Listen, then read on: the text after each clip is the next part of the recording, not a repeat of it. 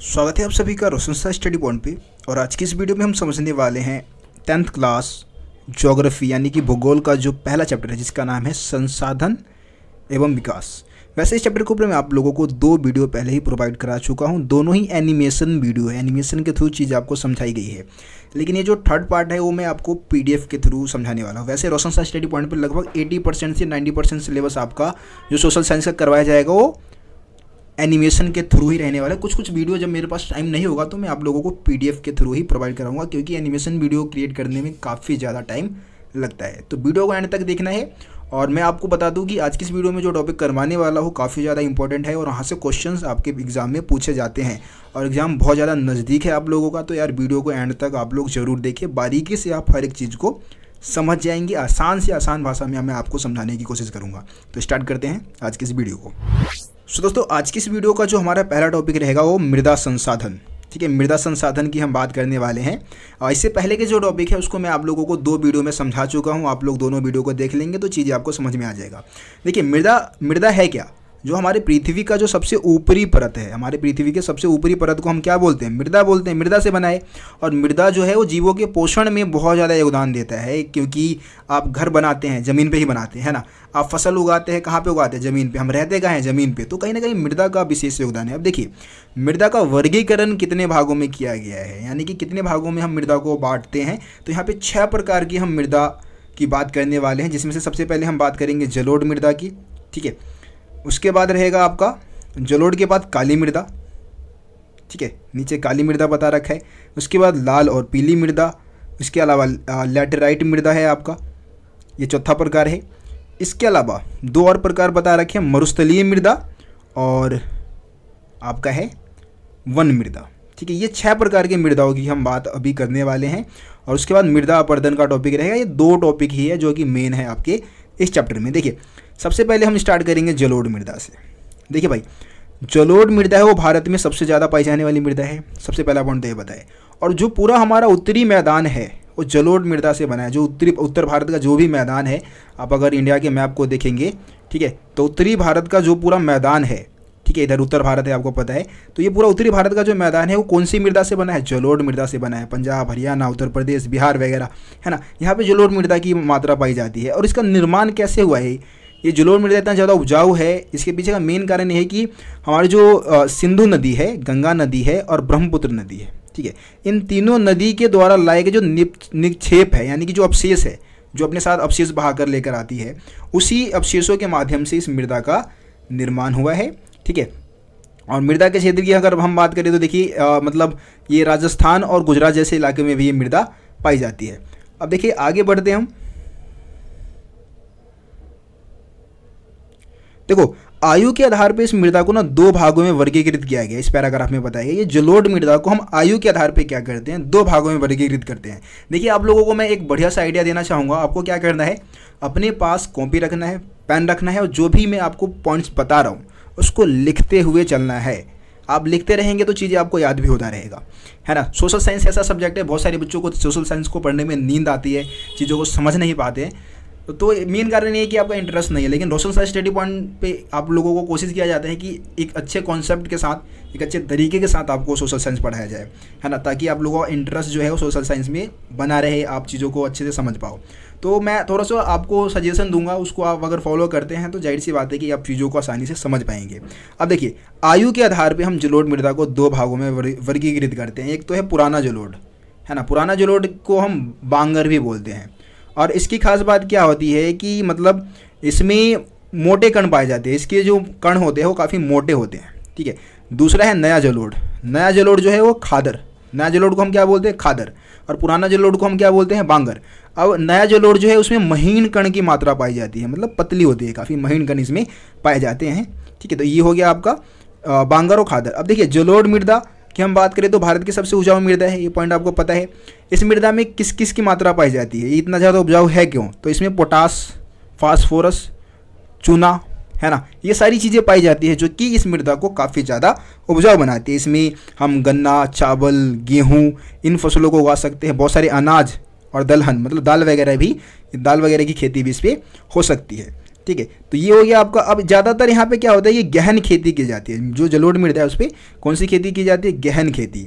और यहाँ पे क्या होता है, जनसंख्या का घनत्व भी, क्योंकि उपजाऊ मृदा है, अच्छी खेती होती है, तो जलोढ़ मृदा वाले इलाके में आप देखेंगे कि यहाँ पे जनसंख्या अधिक होगा। जैसे कि यूपी, बिहार, पंजाब, हरियाणा जैसे राज्य है, यहाँ पे क्या है, जनसंख्या ज़्यादा है, क्योंकि यहाँ पे जलोढ़ मृदा पाई जाती है और ये ज़्यादा उपजाऊ भी है। ठीक है, तो ये पॉइंट्स आप जलोढ़ मृदा के बारे में बता सकते हैं। अब हम काली मृदा की बात करते हैं। देखिए भैया, काली मृदा का जो रंग है ना, वो होता है काला, इसीलिए इसको हम क्या बोलते हैं, काली मृदा। इसको और किस नाम से जानते हैं, तो भाई रेगर मृदा के नाम से भी जानते हैं इसको हम एक और नाम से जानते हैं, इसको हम काली कपास मृदा भी बोलते हैं, क्योंकि इस मृदा पे सबसे अच्छी जो खेती होती है वो कपास की होती है, इसीलिए इसको हम काली कपास मृदा भी बोलते हैं।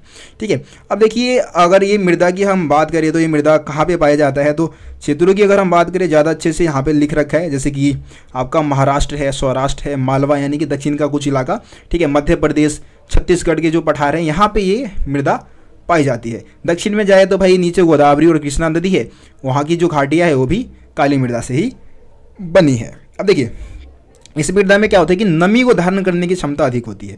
नमी को धारण करने की क्षमता का मतलब है कि पानी को जल्दी सोख लेता है ना, ज़्यादा सोखता है। और इसमें कैल्शियम कार्बोनेट, मैग्नीशियम, पोटास, चूना, इन सब चीज़ों की मात्रा पाई जाती है, जिससे कि ये मृदा काफ़ी ज़्यादा उपजाऊ बन जाती है। और फास्फोरस की मात्रा इसमें काफ़ी कम होती है। ठीक है, और गर्म और शुष्क मौसम में क्या होता है कि ये जो मृदा है इसमें दरारें पड़ जाती है, मोटी मोटी दरारें, यहाँ पे चित्र में शायद दिखा भी रखा है, ये देखिए यहाँ पे आप देख पा रहे होंगे। तो ये इस तरीके से यहाँ पे दरारें पड़ जाती है, और क्योंकि ये पानी को जल्दी सोख लेता है, तो ठीक है। और इसके अलावा देखिए, एक और चीज़ हम इसमें बता सकते हैं कि कई बार क्या होता है ना कि ये मृदा मतलब बरसात के समय में इसको नहीं जोता जा सकता है। ठीक है, बरसात के समय ना जोतने के पीछे का मेन कारण है कि ज़्यादा चिपचिपी हो जाती है। अब चिपचिपी मृदा को जोतने में काफ़ी समस्या आती है, तो इसको मानसून के आगमन से पहले, ये जो पहली बौछार होती है, हल्की फुल्की जब बारिश हो रही है, उस समय इसको जोता जाता है। ठीक है, तो ये सारे पॉइंट्स आप काली मृदा के बारे में बता सकते हैं। उसके बाद है लाल और पीली मृदा। देखिए, लाल और पीली मृदा के बारे में कोई खास जानकारी यहाँ पे आपकी नहीं दी गई है। जो दक्कन का जो पठार है ना, और दक्षिण भारत और मतलब पूर्वी और दक्षिण के जो कुछ हिस्से हैं, वहाँ पे ये मृदा पाई जाती है। ठीक है, और जो मतलब चट्टानी इलाके और जो वर्षा वाले क्षेत्र है, वर्षा वाले भागों में ये मृदा विकसित हुआ है, इसका विकास हुआ है। अगर इसके हम प्रॉपर क्षेत्र की बात करें तो ये ओडिशा, छत्तीसगढ़ है ना, मध्य गंगा के जो मैदान है, और दक्षिण भारत के कुछ हिस्सों में पश्चिमी घाट जो है, वहाँ पे मृदा पाई जाती है। जो भी मतलब एक तरीके से पहाड़ी जो इलाके हैं, वहाँ पे मृदा पाई जाती है। वैसे लाल और पीली मृदा के बारे में ज़्यादा क्वेश्चन आपके एग्जाम में नहीं पूछा जाता है। जलोढ़ मृदा और काली मृदा बहुत ज़्यादा इंपॉर्टेंट है। इसके अलावा आप लेटेराइट मृदा के बारे में भी जान लें, ये भी इंपॉर्टेंट है, ये भी आपके पेपर में आता है। लेटेराइट जो शब्द है वो ग्रीक भाषा के लेटर शब्द से बना है। कौन से शब्द से बना है? लेटर शब्द से। ठीक है, और जिसका अर्थ क्या होता है? ईंट। सिंपल शब्द आप बता सकते हैं, लेटेराइट शब्द का या लेटर शब्द का अर्थ क्या है? ईंट। अब देखिए, ये जो मृदा है वो ज़्यादातर पहाड़ी और जहाँ पे वर्षा भी ठीक ठाक हो जाता है, उस इलाकों में ये मृदा पाई जाती है। और इसके अलावा देखिए, इस मृदा में लवण की मात्रा काफ़ी ज़्यादा होती है ना, लवण की मात्रा अधिक होती है। और इसके अगर हम मतलब इसमें क्या होता है, इस मृदा में पोषक जो तत्व है उसकी बहुत कमी होती है, मतलब अच्छे ज़्यादा उपजाऊ मृदा नहीं है, उपजाऊ की क्षमता इसमें बहुत कम होती है। अगर इसके हम क्षेत्र की बात करें तो देखिए, महाराष्ट्र हो गया, दक्षिण के बहुत सारे राज्य जैसे महाराष्ट्र, पश्चिम के जो घाट है ओडिशा, पश्चिम बंगाल है ना, इन सभी इलाकों में ये मृदा पाई जाती है। इसमें जो ह्यूमस की जो मात्रा है वो काफ़ी कम होती है। ह्यूमस की मात्रा कम होने के ह्यूमस आपको पता है कि किसी भी मृदा को उपजाऊ बनाने में ह्यूमस का काफ़ी योगदान होता है। एक तरीके से जैविक पदार्थ होते हैं, जैविक तत्व कह सकते हैं, जो कि मृदा में पाई जाती है, जिसके कारण मृदा उपजाऊ बनता है। लेकिन इसमें ह्यूमस की मात्रा की कमी पाई जाती है। और इसको ज़्यादातर मतलब अच्छी तकनीक के माध्यम से ही हम मतलब इस पर खेती कर सकते हैं। कर्नाटक, केरल, तमिलनाडु जैसे इलाके में ये जो है, यहाँ पे चाय और कॉफ़ी की खेती की जाती है। और तमिलनाडु की अगर हम बात करें, आंध्र प्रदेश जैसे इलाके, केरल जैसे इलाके की हम बात करें, तो यहाँ पे काजू की फसलें उगाई जाती हैं। मतलब काजू की खेती के लिए भी लेटेराइट मृदा काफ़ी ज़्यादा उपयुक्त है। ठीक है, तो ये पॉइंट्स आप लेटेराइट मृदा के बारे में बोल देंगे। उसके बाद है मरुस्थलीय मृदा। देखिए, मरुस्थलीय जो मृदा है उसका रंग होता है लाल और भूरा। ठीक है, और इसमें मतलब लवण की मात्रा बहुत ज़्यादा होती है, नमक की मात्रा काफ़ी ज़्यादा होती है। कई जगह ऐसा देखा जाता है कि झील से पानी को वाष्पीकृत करके इसमें मतलब खाने लायक नमक भी बनाई जा सकती है। ठीक है, और ये इसमें भी क्या होता है, इस मृदा में ह्यूमस की मात्रा कम होती है और ये भी ज़्यादा उपजाऊ नहीं होती। यहाँ पे खेती मतलब नहीं हो सकती। राजस्थान जैसे कुछ इलाके में क्या है कि इसको उपजाऊ बनाने की कोशिश की जा रही है और उस पर खेती भी शुरू की जा रही है। ठीक है, तो यहाँ पे ये पॉइंट्स आप बता सकते हैं। उसके बाद दोस्तों हम वन मृदा की बात करते हैं। वन मृदा जो है वो ज़्यादातर पहाड़ी यानी कि जो पर्वतीय क्षेत्र है वहाँ पे पाई जाती है, जहाँ पे वर्षा भी ठीक ठाक होती है, वर्षा उपलब्ध है, वहाँ पे मृदा पाई जाती है और ये मृदा भी उपजाऊ होती है। इसमें ह्यूमस की मात्रा ठीक ठाक होती है, तो ये उपजाऊ है। ठीक है, और यहाँ पे क्या है कि इन मृदा पे ज़्यादातर सोपान जो खेती है मतलब सीढ़ीदार जो खेती है वो की जाती है। तो ये आप मृदा के प्रकार में जो भी पॉइंट्स मैंने आपको बताए हैं, जितने भी मृदा के प्रकार बताए हैं आपको समझ में आ गया होगा। दोस्तों अब हम मृदा अपरदन की बात करते हैं। अगला जो टॉपिक है आपके बुक में मृदा अपरदन के बारे में बता रखा है और उसके संरक्षण है ना, मृदा के संरक्षण के कुछ उपाय भी आगे बता रखे हैं, उसको हम समझने वाले हैं। तो उससे सबसे पहले हम मृदा अपरदन की बात करते हैं। मृदा अपरदन का मतलब क्या है? मृदा अपरदन का मतलब है मिट्टी का कटाव और मिट्टी के बहाव की जो प्रक्रिया है, मतलब वो मिट्टी एक जगह से दूसरी जगह पे कटकर और बहकर चला जाता है, उसी को हम क्या बोलते हैं?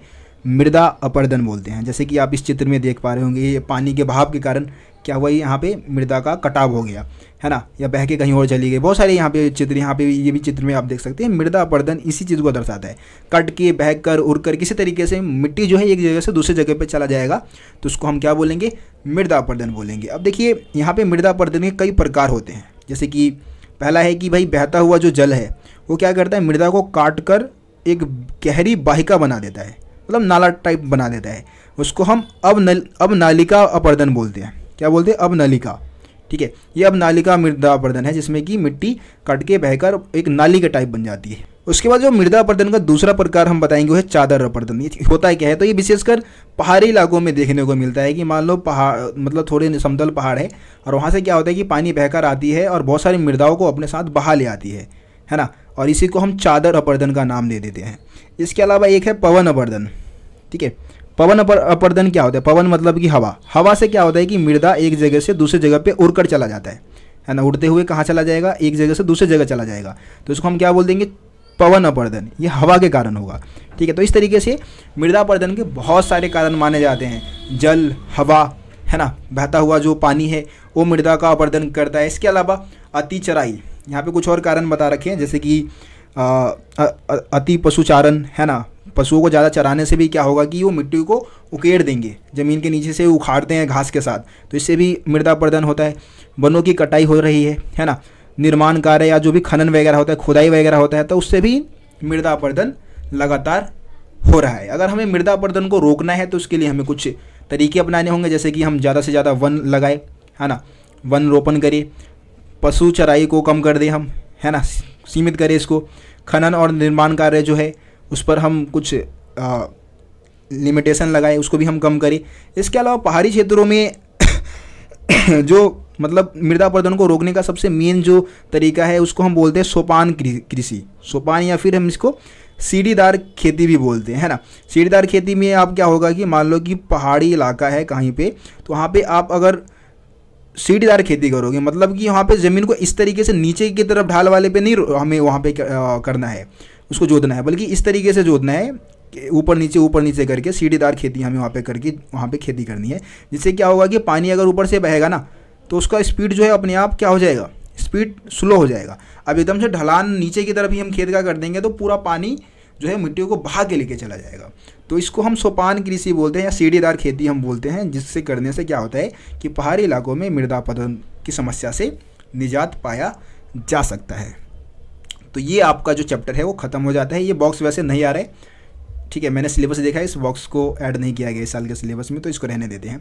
आपका जो चैप्टर है वो ख़त्म होता है इसी के साथ। सो दोस्तों मैं उम्मीद करता हूँ कि आपको आज की इस वीडियो में जो भी टॉपिक समझाया समझ में आ गया होगा। किसी भी टॉपिक में दिक्कत है आप कमेंट में मेरे को बता सकते हैं। मिलते हैं फिर आप लोगों से अगली वीडियो में, तब तक के लिए जय हिंद, जय भारत, अपना ख्याल रखें।